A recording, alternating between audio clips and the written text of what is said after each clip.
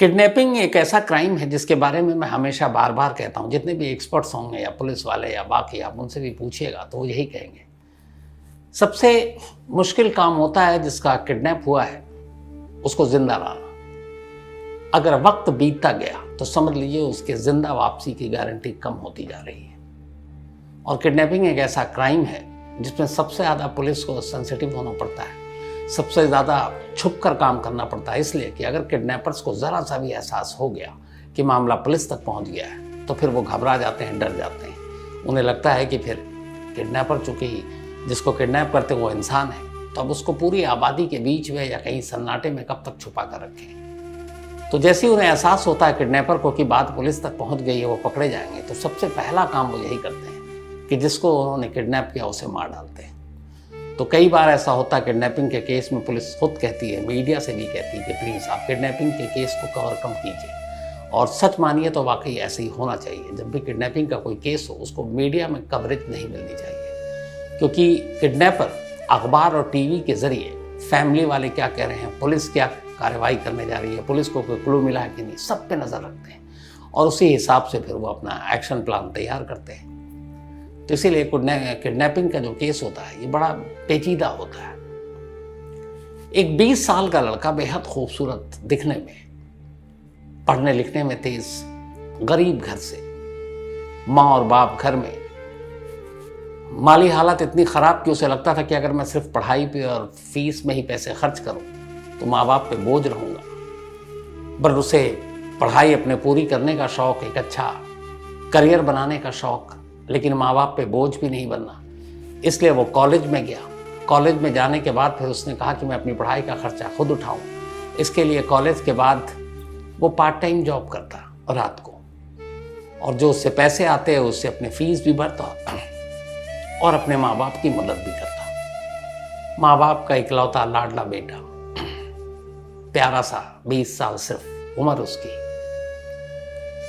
और उस लड़के का किडनैप हो जाता है बांग्लादेश में। हाल के वक्त में बांग्लादेश की ये किडनैपिंग की वो कहानी है जिसकी शुरुआत से लेकर अंजाम तक जब सारी सच्चाई लोगों को पता चली तो करीब से ना जानते हुए भी कि वो कौन क्या, लेकिन उसकी कहानी सुनकर, उसकी तस्वीर देखकर लोगों की आंखें नम हो गई। इसलिए कि उन्हें यकीन ही नहीं हुआ कि एक लड़के के साथ ऐसा भी हो सकता है। एक बिल्कुल मासूम नौजवान। कहानी बांग्लादेश के चटगांव एरिया की है। इसी चटगांव इलाके में 20 साल का ये नौजवान शिबली सादिक रिदोई रहा करता था। माँ बाप थे घर में, माली हालत उतनी अच्छी नहीं थी, लेकिन शिबली को पढ़ने का शौक था, सपने बड़े थे। अच्छे नंबर लाया वो स्कूल में। अब उसके बाद वो एक ठीक ठाक अच्छे कॉलेज में दाखिला ले चुका था और पढ़ाई कर रहा था। पढ़ाई के साथ अपनी फीस जमा करने के लिए उसने पार्ट टाइम नौकरी की। ये नौकरी की उसने एक पोल्ट्री फार्म में, घर से कुछ ही दूरी पर एक पोल्ट्री फार्म था। उस पोल्ट्री फार्म में, चूंकि ये पढ़ा लिखा था, तो मैनेजर की इसको नौकरी मिली और ठीक ठाक पैसे थे, इतने कि फीस भी चल जाए, माँ बाप की मदद भी हो जाए, पॉकेट खर्च भी निकल जाए। तो बड़ी ईमानदारी से ही अपना काम कर रहा था। अच्छा, बेहद शुरुआत से ही ईमानदार लड़का, कोई इसके अंदर ऐब नहीं। उस पोल्ट्री फार्म में 6 और मुलाजिम काम करते थे और उन 6 के साथ भी धीरे धीरे जब इसने काम किया तो दोस्ती हो गई शिबली की। तो अब हालांकि उम्र में बहुत फासला नहीं था, 5-6 साल, लेकिन उन सब में सबसे छोटा शिबली था, सिर्फ 20 साल का, और 20 साल की उम्र में मैनेजर बना हुआ था। बाकी जो 25-26 साल के थे वो सब उसके अंडर में थे। लेकिन सभी से एक साथ दोस्ती हो गई। लेकिन दोस्ती के बावजूद शिबली हमेशा सभी से यही कहा करता था कि देखो, जो जिम्मेदारी, जो काम है उसको ईमानदारी से पूरा करो, बाकी दोस्ती यारी सब अपनी जगह। लेकिन चूंकि हम उम्र लगभग 4-5 साल का फर्क, बाकी मुलाजिम जो है वो काम के साथ कोताही बरतते। शुरुआत में शिबली उन्हें प्यार से समझाता, लेकिन फिर कई बार डांट डपट भी देता। लेकिन नौकरी ठीक ठाक चल रही थी। वो जाता, वक्त पे जाता, काम करके लौट आता। 28 अगस्त 2023 की शाम भी वो उसी पोल्ट्री फार्म पर गया। वहाँ उसने अपनी ड्यूटी संभाली और इसके बाद रात को उसे घर लौटाना था, लेकिन वो रात को घर नहीं लौटा। अब माँ बाप को लगा कि क्या है, वो परेशान, लेकिन ऐसा एक दो बार पहले हुआ था कि बहुत लेट आया या सुबह आया काम की वजह से, तो उन्हें उतनी ज़्यादा फिक्र भी नहीं हुई। लेकिन ये था कि इसने इस बार फ़ोन नहीं किया। फिर भी उन्हें लगा चलो कहीं बिजी हो गया हो, तो फ़ोन आया नहीं। अगले दिन शिबली के ही मोबाइल से शिबली की माँ नाहिदा अख्तर, उनके पास फ़ोन आता है। दूसरी तरफ फ़ोन पे शिबली, और वो बेहद घबराया हुआ। वो अपनी माँ से कहता है, माँ मुझे कुछ लोगों ने किडनैप कर लिया है और मैं इस वक्त एक कार के अंदर हूँ, 12 घंटे से कार के अंदर हूँ और ये लोग मुझे धमकी दे रहे हैं। इससे पहले कि आगे कुछ कहता ये फ़ोन कट गया। अब माँ बाप परेशान, अभी वो सोच ही रहे थे कि अगला कदम क्या उठाएं। तभी शिबली के ही फ़ोन से एक दूसरा कॉल आया, उसी की माँ के नंबर पर। इस बार आवाज़ दूसरी थी। उसने कहा कि तुम्हारा बेटा शिबली इस वक्त हमारे कब्जे में है, हमने उसे किडनैप कर लिया है और अगर तुमने दोबारा शिबली के मोबाइल पर फ़ोन किया तुम माँ बाप ने, तो हम उसे मार डालेंगे। अगर तुम पुलिस के पास गई तो भी हम इसे मार डालेंगे और इस बात को हल्के में मत लेना।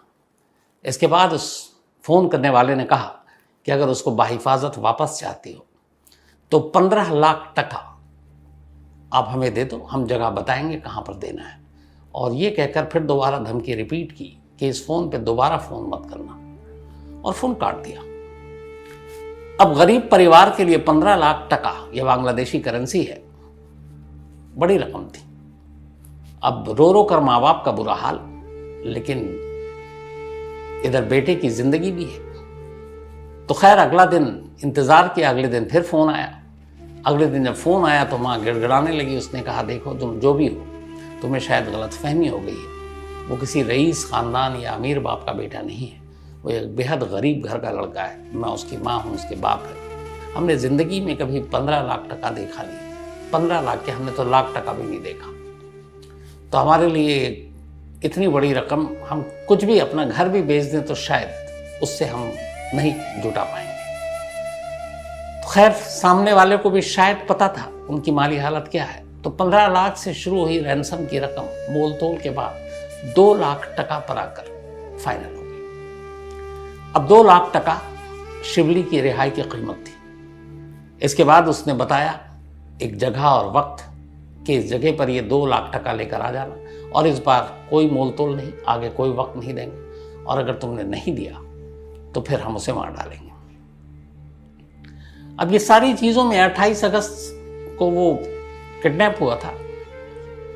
अगस्त का महीना बीत गया, सितंबर का महीना शुरू हो चुका था। अब उसने 2 दिन की मोहलत दी और ये जो कॉल आया 2 सितंबर को आया था। 2 सितंबर को डील डन हुई कि 2 लाख बांग्लादेशी टका देना है। अब माँ बाप के लिए 2 लाख भी बड़ी रकम, लेकिन बेटे की ज़िंदगी। उन्होंने जो कुछ भी उनके पास सेविंग थी वो इकट्ठे किए, जो बाकी चीज़ें थी अपने रिश्तेदारों से, पड़ोसियों से मांगना शुरू किया। लोगों के आगे हाथ गिड़गिड़ाए कि बेटे का सवाल है, आप दे दो, हम हमें लौटा देंगे। क्योंकि परिवार का रेपुटेशन भी अच्छा था और सभी जानते थे, और शिबली की भी लोग इज्जत करते थे कि बहुत पढ़ने वाला लड़का है, होशियार है, ईमानदार है और शरीफ है। तो सभी ने फिर मदद की। किसी तरीके से 2 लाख बांग्लादेशी टका परिवार ने इकट्ठा कर लिया। अब 4 सितंबर की तारीख दी गई। 2 सितंबर को यह बात हुई, उन्होंने जगह और टाइम बताया। तो 4 सितंबर की दोपहर के बाद एक जगह बताई और कहा वहाँ 2 लाख टका लेकर पहुँच जाना, और फिर यही धमकी कि अगर पुलिस को या किसी को बताया और उस पैसे के साथ अगर मान लो हमारे लोग पकड़ा भी गए तो हमें फ़र्क नहीं पड़ेगा, तुम्हारे बेटे को मार डालेंगे। अब माँ बाप इकलौता बेटा रिस्क लेने के लिए तैयार नहीं। हालांकि यहाँ पे सोचे उनकी जगह पर रहकर तो ये बहुत अजीब सा एक सवाल होगा कि उस सिचुएशन में क्या करें। उन्हें खैर जो बेहतर लगा उनके बेटे की भलाई के लिए उन्होंने वही किया, पुलिस को कोई कांटेक्ट नहीं किया। 4 सितंबर की दोपहर के बाद 2 लाख टका लेकर किडनैपर की बताई जगह पर बाप पहुँच गया। वहाँ 2 लोग आए, दोनों ने पैसे लिए और वहाँ से निकल लिए। उससे पहले बाप ने कहा ये लो पैसे हमारे बेटे दे दो। तो उसने कहा कि तुम्हारा बेटा, तुम घर जाओ, घर पर मिलेगा। बाप खुश, पैसा दिया, भागता हुआ फिर बदहवास घर पहुंचा। घर पहुंचा तो बेटा नहीं था। बीवी से पूछा कि कहाँ है शिबली। बीवी घबराई, उसने कहा वो तो अभी तक आया नहीं। बाप दिलासा देता, घबराओ मत, हमने पैसे दे दिए, उनकी डिमांड पूरी हो गई। उन्होंने वादा किया कि वो घर पहुंच जाएगा। शायद कहीं ट्रैफिक में फंस गया हो या दूर ले गए हो किडनैप करके, आने में वक्त लगेगा। अब माँ और बाप बेसब्री से दरवाजे पर खड़े अपने बेटे के लौटने का इंतजार कर रहे हैं। पूरी रात बीत गई, बेटा नहीं लौटा। 5 सितंबर की तारीख आ गई, बेटा नहीं लौटा। 6 सितंबर आ गई, बेटा नहीं लौटा। अब 7 सितंबर की तारीख आ गई। पैसे दिए हुए अब तीसरा दिन था। 4 सितंबर को पैसे दिए थे, किडनैपर ने वादा किया था। अब वो शिबली के मोबाइल पर फोन कर रहे हैं तो वो फोन भी बंद है। अब माँ बाप परेशान, इधर पैसे दिए, तीसरा दिन है, बेटा लौटा नहीं। फिर उन्होंने अपने कुछ रिश्तेदारों से बात की। वक्त चूंकि बहुत हो चुका था। 28 अगस्त को किडनैप हुआ, 7 सितंबर की तारीख आ गई, लगभग 10 दिन हो चुके थे। तब रिश्तेदारों ने समझाया। इसके बाद माँ बाप लोकल पुलिस स्टेशन में पहुंचते हैं, वहां जाकर पूरी कहानी सुनाते हैं। पुलिस वाला पहले तो सुनकर गुस्सा भी होता है, कहता है कि जब ये हुआ, जिस दिन पहली बार उसका कॉल आया था, आपको उसी दिन पुलिस को बताना चाहिए था। हमसे जो हो सकता हम करते। माँ बाप ने अपनी मजबूरी बताई कि उन्होंने धमकी दी थी और हम डर गए थे, क्योंकि हमारी इकलौती औलाद है, उसे कुछ हो ना जाए।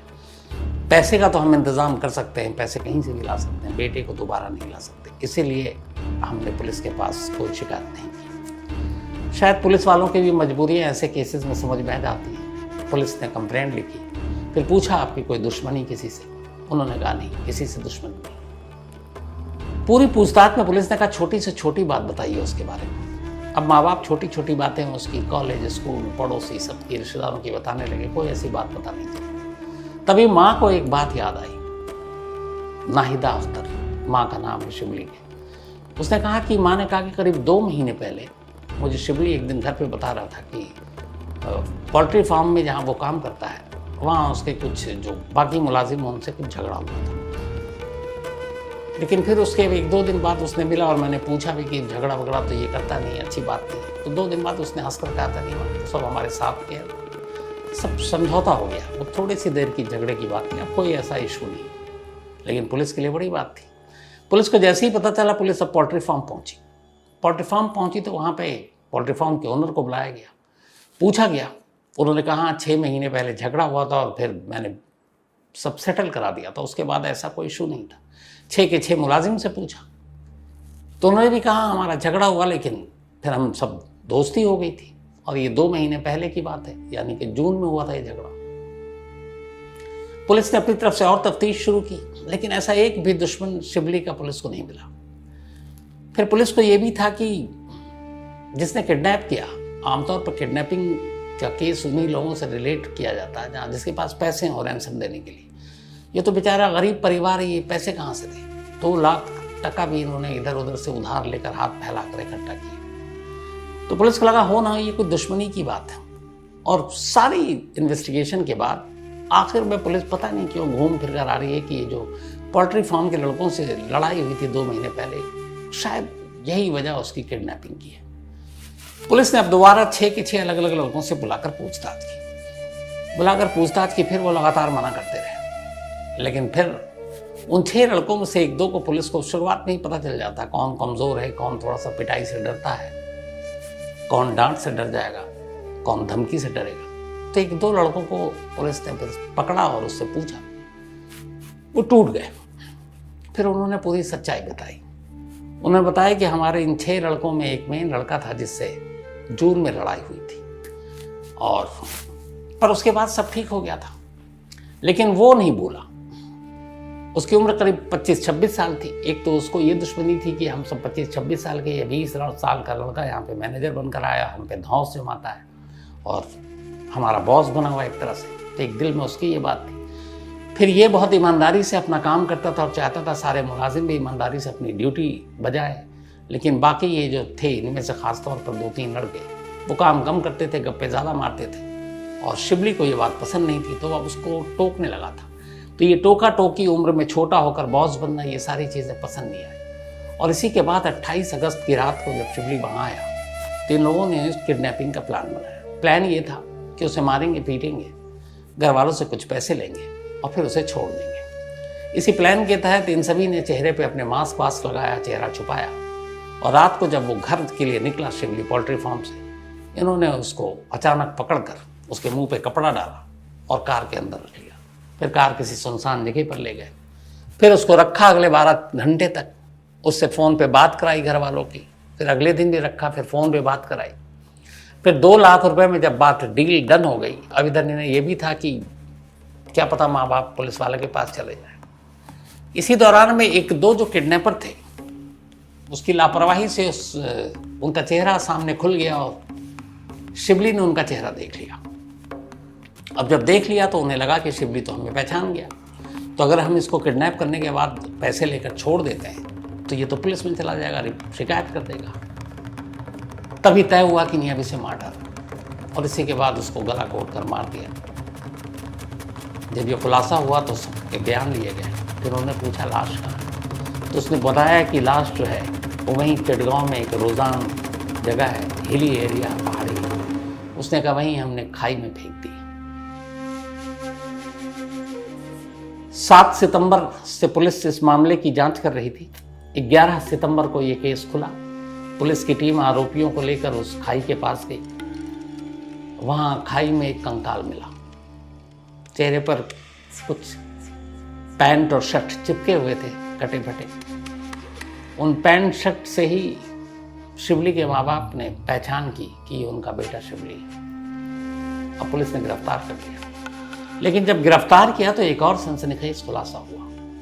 पता चला कि जो इसमें मेन एक्यूज था, जिससे दुश्मनी हुई थी, जो 26 साल का था, वो जो है हमेशा ये चाहता था कि ये मेरा बॉस ना हो, और जब झगड़ा हुआ काम में टोका करता था। तो फिर उसे लगा कि उसका नाम था उमोंग चिंग वर्मा, ये सबसे बड़ा था, मेन अक्यूज यही उमोंग चिंग।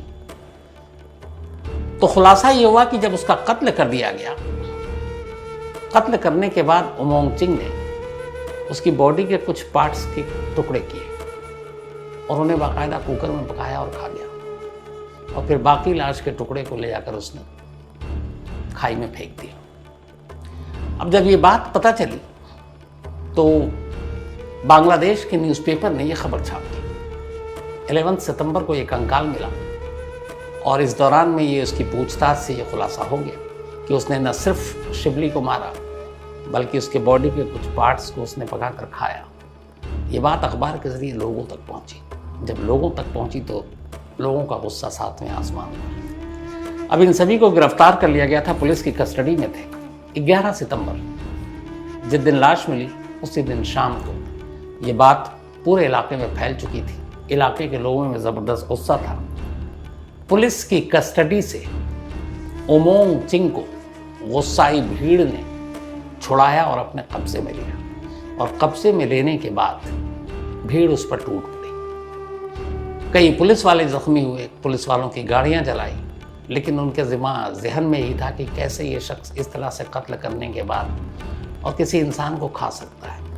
इस बात का गुस्सा था, और भीड़ ने ऐसी पिटाई की कि उमोंग चिंग की मौके पर ही मौत हो गई। बड़े मुश्किल से बाद में पुलिस को आंसू गैस के गोले छोड़ने पड़े, लाठीचार्ज करना पड़ा, भीड़ को तितर बितर करनी पड़ी, और बाकी जो 5 थे उनको किसी तरह से उस भीड़ से निकाल कर अलग ले गए, वरना निशाने पे वो 6 के 6 लोग थे।